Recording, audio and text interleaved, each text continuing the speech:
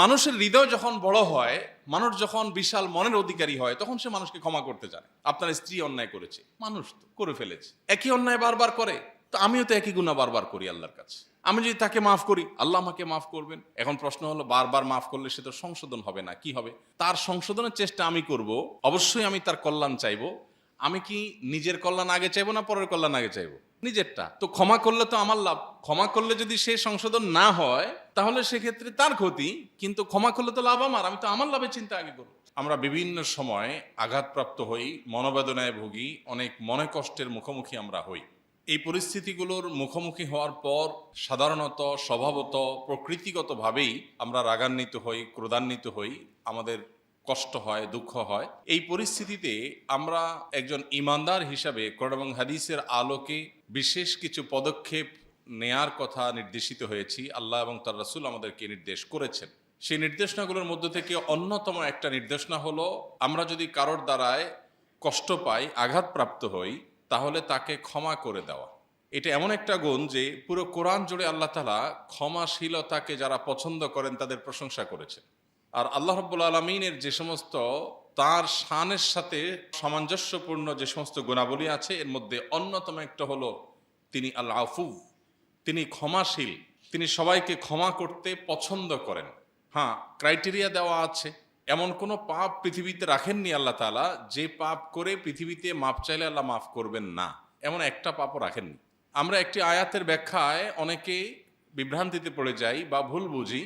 সেটা হলো, আল্লাহ তাআলা বলেছেন, ইন্নাল্লাহা লা ইয়াগফিরু আন ইউশরাকা বিহি, আল্লাহর সঙ্গে শিরক করা হলে আল্লাহ সেটা মাফ করবেন না।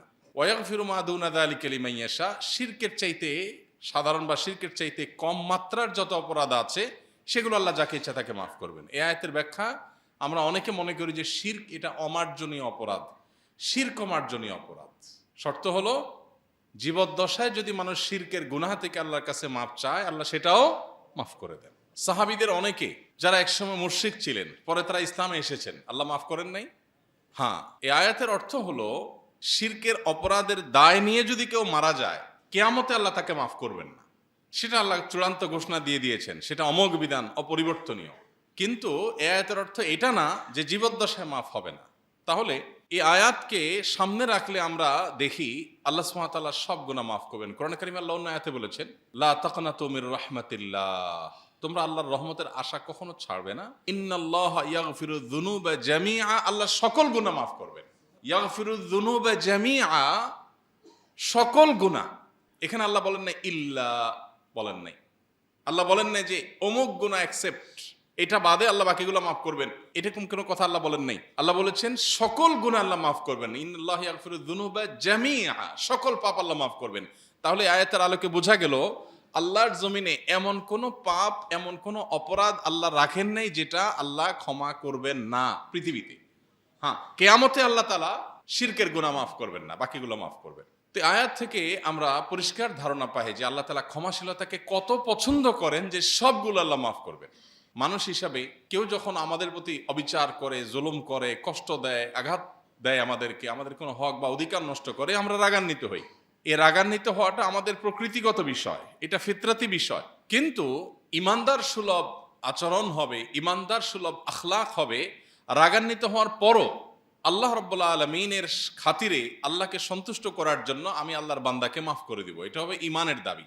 আল্লাহ রাব্বুল আলামিন ক্ষমাশীলতাকে এত পছন্দ করেন, এত পছন্দ করেন, যে কোরআনে কারীমে সূরা আল ইমরান 134 নম্বর আয়াতে আল্লাহ তাআলা মুত্তাকিদের কয়েকটা বৈশিষ্ট্য উল্লেখ করেছেন। পুরো কোরআন জুড়ে মুত্তাকিদের প্রায় 40 থেকে 50টি বৈশিষ্ট্যের কথা উল্লেখ করা হয়েছে। এর মধ্যে এই আয়াতে আল্লাহ তাআলা কয়েকটি বৈশিষ্ট্য উল্লেখ করেছেন। আল্লাহ তাআলা জান্নাত এর অধিকারী যে মুত্তাকিরা হবেন তাদের বৈশিষ্ট্য বলতে গিয়ে বলেছেন, আল্লাযীনা ইউনফিকুনা ফিস সাররাই ওয়াদ দাররা, যারা সুখে এবং দুঃখে সর্বাবস্থায় যারা দান করে। অনেকে সুখে দান করে, অনেকে আবার দুঃখে দান করে। মানুষের ভিন্ন ভিন্ন প্রকৃতি আছে। কিছু মানুষ আছে ঠেকা পড়ে গেলে দান দক্ষিণা শুরু করে, ভালো অবস্থায় আল্লাহকে ভুলে যায়। আবার কিছু লোক আছে উল্টা, দিনকাল ভালো গেলে কিছু দান সাদেকা করে, একটু কষ্টে গেলে আর কিছু করে না। আল্লাহ তাআলা এখানে বলেছেন, যারা সুখে এবং দুঃখে, সচ্ছলতা এবং অসচ্ছলতায় উভয় অবস্থায় দান করে। অসচ্ছল অবস্থায় দান করবে কিভাবে? যতটুকু সামর্থ্য আছে ততটুকু।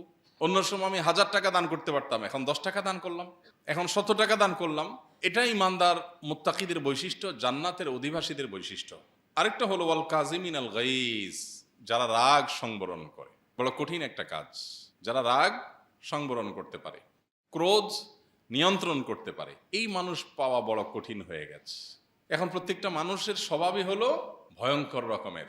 বিশেষ করে আমাদের যে লাইফস্টাইল, আমাদের যে খাদ্যাভ্যাস, আমাদের যে সুন্নাহ পরিপন্থী পদ্ধতি এবং সিস্টেমের মধ্যে আমরা প্রবেশ করে গেছি, এর ফলশ্রুতিতে আমরা ক্রেজি হয়ে উঠছি। আমি একটা কথা প্রায় বলার চেষ্টা করি, আমরা আমাদের শৈশবে যে সমস্ত বাচ্চা কাচ্চা দেখেছি, আমাদের চাইতে আরো যারা সিনিয়র আছেন, আপনারা আপনাদের শৈশবে যে সমস্ত বাচ্চা কাচ্চা দেখেছেন, ছোট ছোট শিশুদেরকে দেখেছেন, আপনি একটু যদি মেলাবার চেষ্টা করেন এখনকার শিশুদের সাথে তখনকার শিশুদের, একটা মৌলিক পার্থক্যের জায়গা হলো এখনকার শিশুরা সবই প্রায় ক্রেজি। শিশু তো শিশু, সে তো বুঝে না, তার তো কোনো দোষ নাই, আমি শিশুকে দোষ দিচ্ছি না। আমি বলছি আমাদের লাইফস্টাইলের ফল আমাদের ব্যক্তি জীবনে বিভিন্নভাবে পড়ে, শিশুর মধ্যেও সেটা পড়েছে। এর ফলশ্রুতিতে আমরা বেশিরভাগ মানসিক ক্রোধান্বিত, ক্রেজি, বদমেজাজ, রাগী।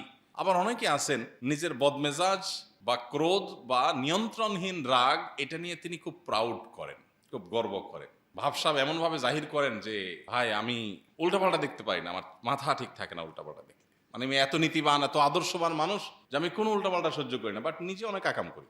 এই উল্টাপাল্টা দেখলে মাথা ঠিক থাকে না, সেটা হলো কার উল্টাপাল্টা?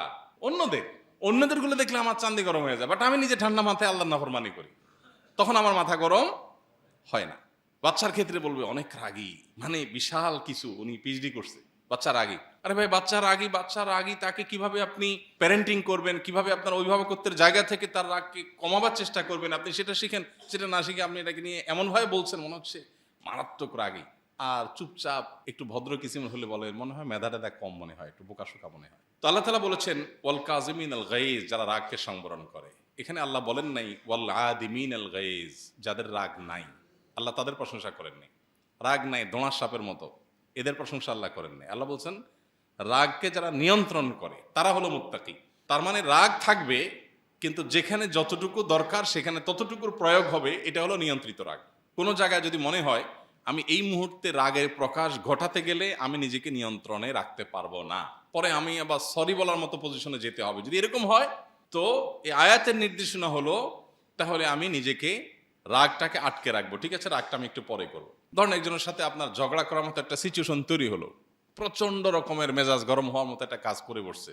ধরেন বাসার ওয়াইফের সাথেই হলো, এখন চান্দি যখন গরম হয়ে গেছে, আপনি এখনই যদি তাকে বিষয়ে বলতে যান তাহলে যা বলা দরকার তার চেয়ে হয়তো বাড়িয়ে বলে ফেলবেন, সীমা লঙ্ঘন করবেন। এরপর একটা সময় আপনারই খারাপ মনে লাগবে, না বেশি বলা হয়ে গেছে। তাহলে আপনি এখানে প্ল্যান করেন, আপনি স্ত্রীকে বলেন যে তোমার এই বিষয়টা তোমার ভালো লাগে না, এটা নিয়ে তোমার সাথে আমার একটু ঝগড়া আছে, ঝগড়াটা আমরা দুপুর 3টার পরে করবো ইনশাআল্লাহ। 2 ঘন্টা 3 ঘন্টার গ্যাপ দিয়ে একটা টাইম ঘোষণা দেন, মানে বলে কয়ে যুদ্ধ যেটাকে বলে আর কি, কোনো ওই চোরাগুপ্তা হামলা না, বলে কই ঠিক আছে 3টার পরে আমরা 10 মিনিটের ডিউরেশনের ঝগড়া হবে, 3টা থেকে 3টা 10 পর্যন্ত, তুমি প্রস্তুত থেকো। আপনিও নিজেকে নিয়ন্ত্রণ করেন, দেখবেন যে এই 2-4 ঘন্টার ভিতরে আস্তে আস্তে সব প্ল্যান প্রোগ্রাম গোছানো হয়ে যাচ্ছে। অনেক কিছু যোগ বিয়োগ করার পর দেখবেন যে সবকিছু অনেক কিছু মিনিমাইজ হয়ে গেছে, হয়তো অল্প স্বল্প কিছু রয়ে গেছে, সেগুলো 2-4-5 ঘন্টা পরে বললে দেখবেন যে খুব স্বাভাবিকভাবে সুন্দরভাবে গোছায় আপনি বলতে পারছেন প্ল্যান করে। আর যদি বলেন না রাগ উঠছে এখন এটা বিহিত করে ছাড়বো, অফিস টফিস পরে, রাগ আজকে অফিস, এই ফেলা খাবো না, আগে রাগ করে ঝগড়া করে নি, তাহলে দেখবেন যে সরি বলা লাগছে। আল্লাহ রাব্বুল আলামিন এর জন্য বলেছেন ওয়াল কাযিমিন আল গাইজ, যারা রাগকে কন্ট্রোল করে। কন্ট্রোল করার মানে কি? ধরে রাখে, যখন ছাড়া দরকার তখন ছাড়ে, যতটুকু ছাড়া দরকার ততটুকু ছাড়ে। এরা কখনো লজ্জিত হতে হয় না, অনুতপ্ত হতে হয় না, এবং এই রাগ মানুষকে সংশোধন করে। আর এই যে লাগামহীন রাগ, নিয়ন্ত্রণহীন রাগ, সেটা নিজের চরিত্র নষ্ট করে, নিজের মেজাজ নষ্ট করে, আর মানুষের কাছেও তাকে খারাপ করে দেয়। এই জন্য রাগ নিয়ন্ত্রণ করবার বহু উপায় আছে, এটা একটা পলিসি, যেটা টাইম নিয়ে ঝগড়া করে ঘোষণা দেন।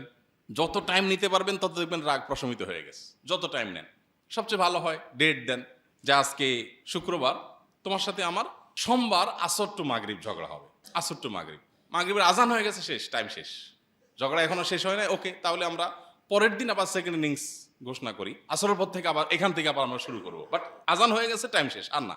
এরকম বিভিন্ন রকম প্ল্যান প্রোগ্রাম করলে দেখবেন নিজের প্রতি নিজের হাসি চলে আসছে, আর আমি কি বোকামি করতেছি। কিন্তু আপনার রাগ ওঠার সাথে সাথে ঝেড়ে দিচ্ছেন, এরপরে বলবেন সরি। এই সরি বলতে বলতে আস্তে আস্তে ছোট হবেন। আল্লাহ তাআলা এর জন্য কোরআনে আমাদেরকে উৎসাহিত করেছে আমরা রাগ যেন সংবরণ করি। এরপরে আমাদের মূল পয়েন্টটা আল্লাহ বলেছেন ওয়াল আফিনা আনিন নাস, যারা মানুষকে ক্ষমা করে, এই মানুষগুলো মুত্তাকি, এরা জান্নাতের অধিবাসী। তাহলে যারা শক্ত ধরে থাকে, যারা খুব খুঁটা গেড়ে থাকে, যারা মানুষকে ক্ষমা করে না, এরা নিজেদেরকে এই মুত্তাকিদের গুণে গুণান্বিত দাবি করতে পারে না।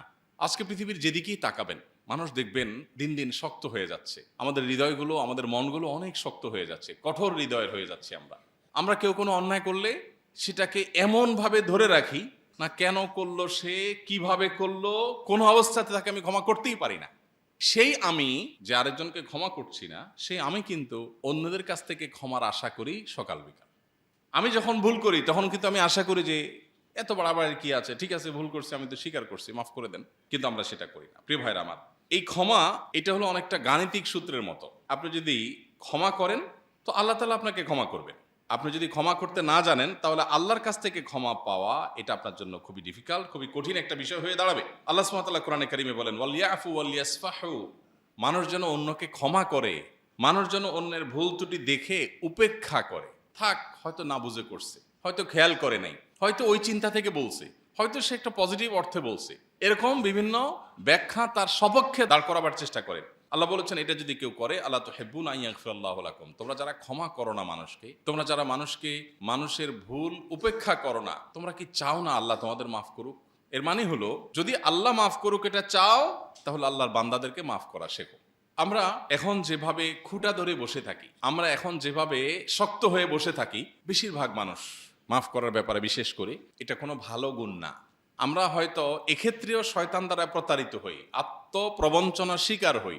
আমাদের নিজেদেরকে মনে হয় যে আমি এত শক্ত খুঁটা ধরে বসে আছি মানে হলো আমি লৌহ মানব, আমি খুব শক্ত মানুষ, যা বলি তা করি, নিজেকে খুব বাহাদুর বাহাদুর মনে করি। এটা হলো সবচেয়ে বড় ভীরুতা, সবচেয়ে বড় ছোট লোকই। আর ক্ষমা করতে পারা এটা হলো সবচেয়ে বড় মানসিকতার ব্যাপার। এই জন্য কিয়ামতের ময়দানে আল্লাহর কাছ থেকে আপনি ক্ষমা কতটা আশা করেন? কোন এক মনীষী তার অধীনস্থ অন্যায় করেছে, ভুল করার পর বলল, সরি, আমার ভুল হয়ে গেছে, আর হবে না, মাফ করে দেন। তো তার কর্তা তিনি বললেন, তুমি কতবার মাফ চাইছে পর্যন্ত মনে আছে? একই ভুল তুমি বারবার করবা আর মাফ চাইতে থাকবা, তোমার মাফ করতে থাকবো, এটা কোনো কথা হলো? অধীনস্থ কাজের লোকটা বলল, আপনি আমাকে বেশি মাফ করা লাগবে না, অবশ্য আল্লাহর কাছে আপনি কতবার মাফ আশা করেন, আমাকে ওই হিসাবে মাফ করলেই চলবে। আমরা হলে তো চড় থাপ্পড় দিয়ে বসতাম না। তিনি সাথে সাথে নরম হয়ে গেলেন, হ্যাঁ তাই তো, আমি একই গুনাহ কতবার করি, আল্লাহর কাছে মাফ চাই, আল্লাহ যদি কিয়ামতের দিন আমাকে বলেন তুমি একই গুনাহ এতবার করছো, মাফ করবো না, আমার যাওয়ার কোনো জায়গা থাকবে? এজন্য আল্লাহ তাআলা পরিষ্কার বলে দিয়েছেন, ওয়ালিয়াফু ওয়ালিয়াসফাহু আলা তুহিব্বুনা আন ইয়াগফিরাল্লাহু লাকুম, তোমরা অবশ্যই অন্যদেরকে ক্ষমা করে দেওয়া উচিত, অন্যদেরকে উপেক্ষা করা উচিত। তোমরা কি চাও না আল্লাহ তোমাদের ক্ষমা করুন? তার মানে আল্লাহর ক্ষমাটাকে আল্লাহ তাআলা এখানে শর্তযুক্ত করেছেন যে তুমি যদি অন্যদেরকে ক্ষমা করো, আল্লাহ তোমাকে ক্ষমা করবেন। যে মানুষকে যত বেশি ক্ষমা করে, সে আল্লাহর কাছ থেকে তত বেশি ক্ষমার প্রত্যাশা করে ইনশাআল্লাহ। উপেক্ষা করা একটা বড় গুণ। কোরআনে কারিমে আপনি বারবার দেখবেন এই শব্দটা উল্লেখ আছে। আল্লাহ তাআলা তার নবীকে, তার রাসূলকে বলেছেন, ওয়া'রিদ আনিল জাহিলিন, জাহেল মূর্খরা আপনাকে যে কষ্ট দিচ্ছে, এদেরকে আপনি উপেক্ষা করেন। এই যে উপেক্ষা করা, থাক না, হয়তো আমি না দেখার ভান করেছি, মনে করি এটা স্বপ্নে ঘটছে, বাস্তবে ঘটে নাই। এই উপেক্ষার এই গুণটা অনেক বড় একটা গুণ। এটার জন্য বিশাল বড় একটা হৃদয়ের প্রয়োজন হয়। যে যত বেশি ক্ষমা করতে জানে সে তত বড় মনের মানুষ, যে যত কম ক্ষমা করে সে তত ছোট মনের মানুষ। কারণ আপনি যদি কোনো একটা ময়লা সমুদ্রে ফেলেন, সমুদ্র ওটাকে ভ্যানিশ করে ফেলবে, ওই ময়লার কোনো আলামতও থাকবে না। কিন্তু আপনি ছোট্ট একটা কুয়ার মধ্যে যদি ফেলেন, ওটা ভেসে থাকবে। কুয়ার আয়তনটা ছোট, এই জন্য যেটুকু ময়লা পড়েছে সেটুকু সে প্রদর্শন করে বেড়ায়। আর সমুদ্রের আয়তন অনেক বড় হওয়ার কারণে বিশাল বড় বড় ময়লা আবর্জনা পড়লেও সেটা ভ্যানিশ করে ফেলে সে। কারণ এত ছোটখাটো জিনিস, এটা গোনার সময় তার নাই, এত বিশাল সে। তো মানুষের হৃদয় যখন বড় হয়, মানুষ যখন বিশাল মনের অধিকারী হয়, তখন সে মানুষকে ক্ষমা করতে জানে। আপনার স্ত্রী অন্যায় করেছে, মানুষ তো করে ফেলেছে, একই অন্যায় বারবার করে, তো আমিও তো একই গুনাহ বারবার করি আল্লাহর কাছে। আমি যদি তাকে মাফ করি, আল্লাহ আমাকে মাফ করবেন। এখন প্রশ্ন হলো, বারবার মাফ করলে সে তো সংশোধন হবে না, কি হবে? তার সংশোধনের চেষ্টা আমি করব, অবশ্যই আমি তার কল্যাণ চাইবো। আমি কি নিজের কল্যাণ আগে চাইবো না পরের কল্যাণ আগে চাইবো? নিজেরটা। তো ক্ষমা করলে তো আমার লাভ। ক্ষমা করলে যদি সে সংশোধন না হয়, তাহলে সেক্ষেত্রে তার ক্ষতি, কিন্তু ক্ষমা করলে তো লাভ আমার, আমি তো আমার লাভের চিন্তা আগে করবো। এই জন্য ভাইরা আমার, আমাদের হৃদয়গুলোকে একেবারে মানুষের প্রতি ক্রোধ, ক্ষোভ এগুলো থেকে মুক্ত করে ফেলা। এটার ফলে কি লাভ হয়? সবচেয়ে বড় লাভ হয় আখিরাতে আল্লাহ তাআলা আপনাকে ক্ষমা করবেন, এটা তো আছেই। দুনিয়াতে সবচেয়ে বড় লাভের জায়গাটা হলো আপনি নিজে সুখে থাকতে পারবেন, মানসিকভাবে আপনি প্রশান্তি পাবেন। কারণ যখন মানুষকে ক্ষমা করে, তখন মনের মধ্যে দুঃখ কষ্ট আর থাকে না, এগুলো ভ্যানিশ হয়ে যায়। আর ক্ষমা যদি আপনি না করেন, তাহলে কি হবে? কারোর প্রতি আপনার রাগ হয়েছে, রাগ হওয়ার কারণে আপনার মনে খুব প্রফুল্লতা অনুভব হবে, কেউ আপনাকে কষ্ট দিয়েছে, আপনি কষ্টটার কারণে তার প্রতিও কষ্ট ধরে রেখেছেন, এই যে অন্তরে ধরে রেখেছেন, এর ফলে কি আপনার মনটা অনেক ভালো থাকবে? আরো মনে কষ্ট বাড়বে না? মনে কষ্ট বাড়লে কি আপনি মানসিকভাবে সুখে থাকবেন? সারাক্ষণ আপনার যন্ত্রণা হতে থাকবে, দুঃখ হবে। আপনি অন্যকে ক্ষমা করবেন তার প্রয়োজনে না, যে ক্ষমা করলে তার লাভ হবে সেটা না, আপনি নিজের প্রয়োজনে অন্যকে ক্ষমা করবেন। আপনার প্রয়োজনের জায়গাটা কোথায়? যে আমি যদি ক্ষমা করি আমি নির্ভার হয়ে যাব, আমার অন্তরটা ফ্রেশ হয়ে যাবে, আমার অন্তরটা দুঃখটা থাকবে না। থাক, আমি মাফ করে দিস, এর বিনিময়ে আল্লাহ আমাকে মাফ করে দিবেন। সে অন্যায় করলে সে আল্লাহর সাথে বুঝে পড়াবে, আমি মাফ করে দিলাম, আমার কোনো দায় দাবি নেই। অনেকে আছেন ধরে রাখেন, তুই আমার এটা করছস, কাল কিয়ামতে তোর সাথে আমার দেখা হবে, দেখিস। তো আল্লাহও কিয়ামতে আপনারা ধরবেন, কারণ আপনি আল্লাহর বান্দারা ধরছেন। আপনি মাফ করে দেন, করে বলেন আল্লাহ তুমি না কোরআনে বলেছো মানুষ যেন ক্ষমা করে উপেক্ষা করে, তাহলে তুমি ক্ষমা করবা, তো তোমার বান্দারা আমি ক্ষমা করে দিলাম, বিনিময়ে তুমি আমার মাফ করে দিও।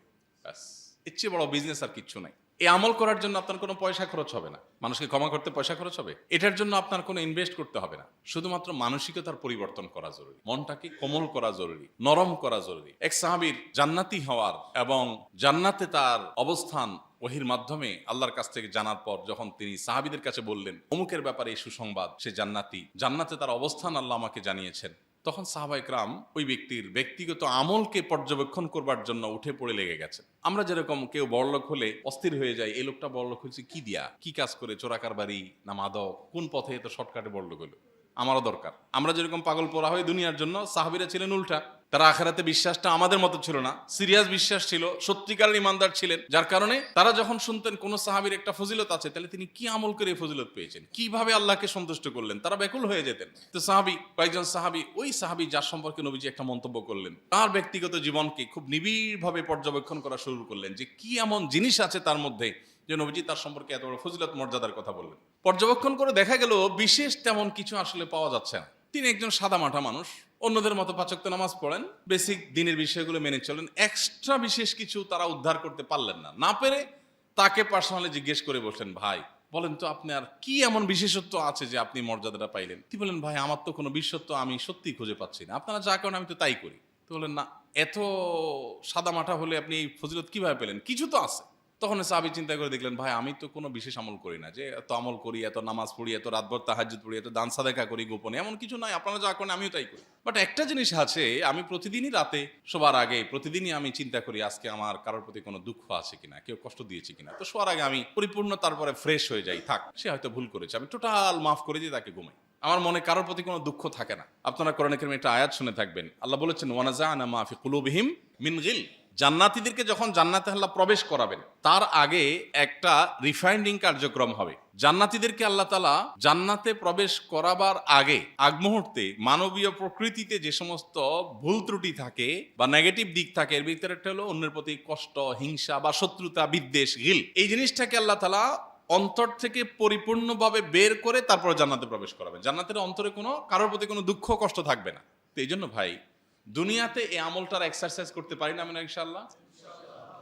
মাফ করলে কি লাভ হবে? আপনি নিজে সুখে থাকবেন, আখিরাতের জান্নাত তো পরে, নগদে আপনি নিজে সুখে থাকবেন। আপনি আজকে ট্রাই করেন, কারোর প্রতি খুব দুঃখ আছে তো আল্লাহকে বলেন, আল্লাহ তোমার বান্দাকে মাফ করলে তুমি মাফ করবা বলছো, আমি মাফ করে দিলাম, তুমি আমার মাফ করে দিও, এবং তার প্রতি ফ্রেশ হয়ে যান। সে অন্যায় করেছে, সে অন্যায়ের জন্য দায়ী থাকবে, বাট আমি মাফ করে দিলাম, আল্লাহর সাথে বোঝাপড়া হবে। তাহলে দেখবেন আপনি নির্ভার হয়ে যাবেন। আর কষ্ট যতদিন বয়ে বেড়াবেন তত কষ্ট আরো বাড়বে, আর যত সময় যাবে কষ্ট আরো বাড়বে। আপনার হাতে যদি একটা গ্লাস দেওয়া হয়, গ্লাসে যদি গ্লাস ভর্তি পানি থাকে, একটা গ্লাস ভর্তি পানি হাতে নেওয়া খুব কষ্টের কিছু না আমাদের জন্য। আপনার এই গ্লাসে হয়তো 150 বা 200 ml পানি আছে, সেটা নিয়ে আপনি দাঁড়িয়ে হাতে রেখে দিয়েছেন। কিন্তু এটা যদি আপনি 1 ঘন্টা রাখেন, 2 ঘন্টা রাখেন, 5 ঘন্টা রাখেন, 7 ঘন্টা রাখেন, তাহলে আস্তে আস্তে এই 200 ml পানি আপনার কাছে 200 কেজির মতো মনে হবে।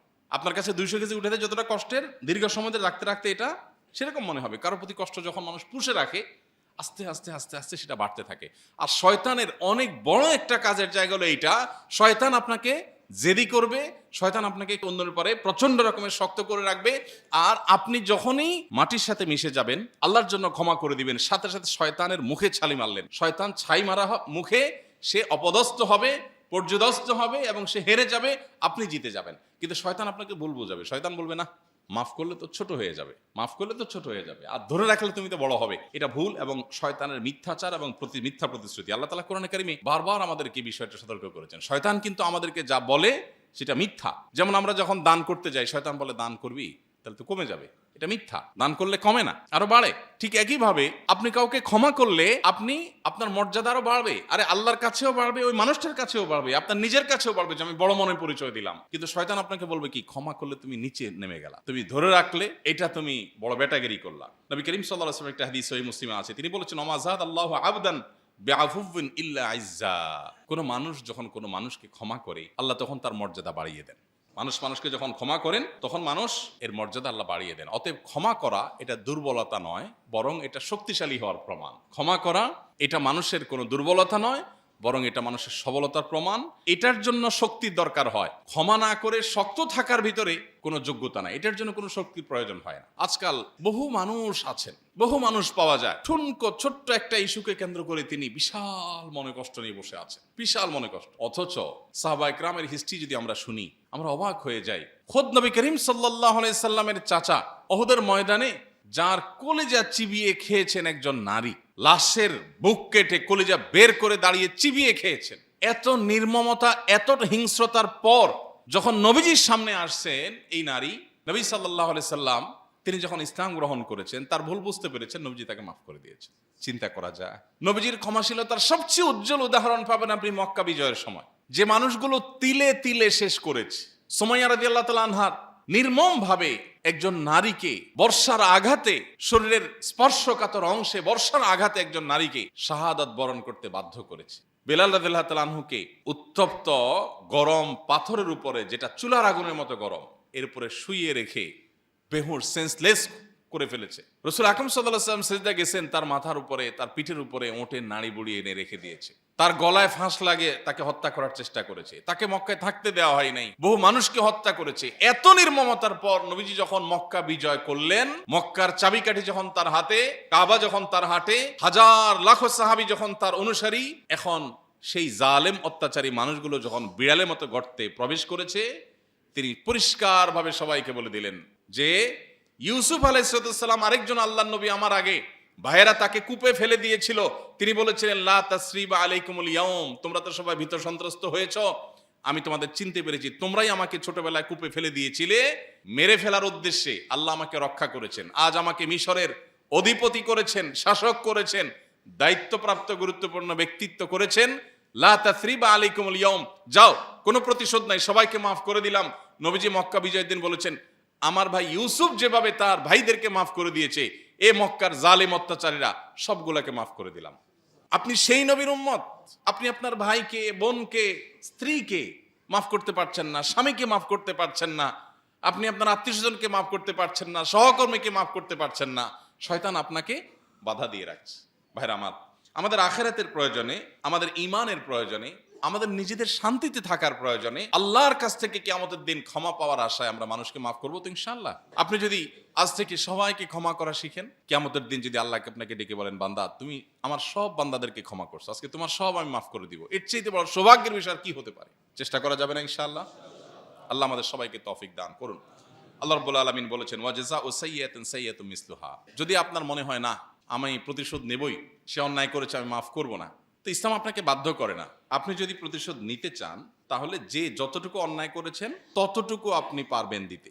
একজন আপনাকে একটা কিল দিয়েছেন, ঘুষি দিয়েছেন, ওই কিলটা ধরেন 2 কেজি ওজনের, এখন আপনি যে পাল্টা একটা কিল দিবেন সেটা যে বরাবর 2 কেজি হবে, এটা কিভাবে মাপবেন? সাধারণত জেদের পরে যেটা, অ্যাকশনের পরে রিয়াকশন যেটা হয়, মারার পরে তো আপনি ব্যথা পাইছেন, এখন জেদ তো বাড়ছে, এখন যে ঘুষিটা হবে ওইটা ওই লোক যদি 1 কেজি ওজনের দেয়, আপনারটা কিন্তু 1.5 কেজি হবে, মাস হবে না? তাহলে বাকি হাফ কেজি যে বেশি দিলেন আপনি, এর জন্য কিয়ামতের দিন আপনার বিচার হবে যে তুমি তো অতিরিক্ত করেছো, সে যা করেছে তার চেয়ে বেশি করলে। কেউ আপনাকে একটা কটু কথা বললো, আপনি যদি একটা কটু কথা বলেন, সাধারণত কি হয়, কেউ যদি কটু কথা 1 লাইন বলে, পাল্টা বলা হয় 2 লাইন, ঠিক না? এই যে বিষয়গুলো, এগুলোর জন্য আল্লাহ তাআলা দারুণ একটা সূত্র বলেছেন সূরা 40 নম্বর আয়াত। আল্লাহ বলেছেন ওয়া জাযাউ সাইয়্যাতিন সাইয়্যাতুম মিসলুহা, যদি কেউ খারাপ করে তাহলে যতটুকু করেছে ততটুকু খারাপ বা ততটুকু বিনিময়ে তাকে দেয়া যেতে পারে, ততটুকু তার প্রাপ্য তাকে বুঝায় দেয়া যেতে পারে। কিন্তু মনে রাখতে হবে ফামান আফা ওয়া আসলাহ, যদি কেউ ক্ষমা করে আর সংশোধন করে নেয়, ফাআজরুহু আলাল্লাহ, তাহলে তার বিনিময় আল্লাহর কাছে জমা থাকলো। সুবহানাল্লাহ। আপনি যদি মাফ করেন যে ঠিক আছে, আমি তো সে যতটুকু করেছে ততটুকু তাকে আমি প্রতিশোধ নেওয়ার অধিকার আমার আছে, বাট আমি যদি মাফ করে দেই তাহলে আল্লাহ আমাকে, আল্লাহর কাছে আমার বিনিময় রিজার্ভ আছে। ফাআজরুহু আলাল্লাহ, শব্দের উপস্থাপনের মধ্যে এক ধরনের আবেগ আছে, এই উপস্থাপনের মধ্যে এক ধরনের প্রতিশ্রুতি আছে। ফাআজরুহু আলাল্লাহ, আল্লাহর কাছে তার আজর, তার বিনিময় জমা থাকলো। চমৎকার এবং হৃদয়গ্রাহী একটা উপস্থাপন। এই জন্য ভাইরা আমার, আমরা মানুষকে মাফ করবো তো ইনশাআল্লাহ। আল্লাহ বলেছেন ওমান আকাবা ফাআকিবু বিমিসলি মা উকিবতুম বিহি, কেউ যদি প্রতিশোধ নিতে চায় যতটুকু হয় ততটুকু সে নিতে পারে। আর যদি কেউ ধৈর্য ধারণ করে, এটা না করে প্রতিশোধ না নিয়ে সে ধৈর্য ধারণ করে, লাহুয়া খায়রুল লিস-সাবিরিন, তাহলে সেটা ধৈর্য ধারণকারীদের জন্য সবচাইতে উত্তম। আমরা ক্ষমা করার চেষ্টা করবো তো ইনশাআল্লাহ। আল্লাহ তাআলা আমাদের সবাইকে মানুষকে ক্ষমা করার এই অভ্যাসটা গড়ে তোলার তৌফিক দান করুন। অন্তরগুলো যদি শক্ত হয়ে যায়, আল্লাহর কাছে অন্তর বিগলিত হওয়ার জন্য আমরা দোয়া করব।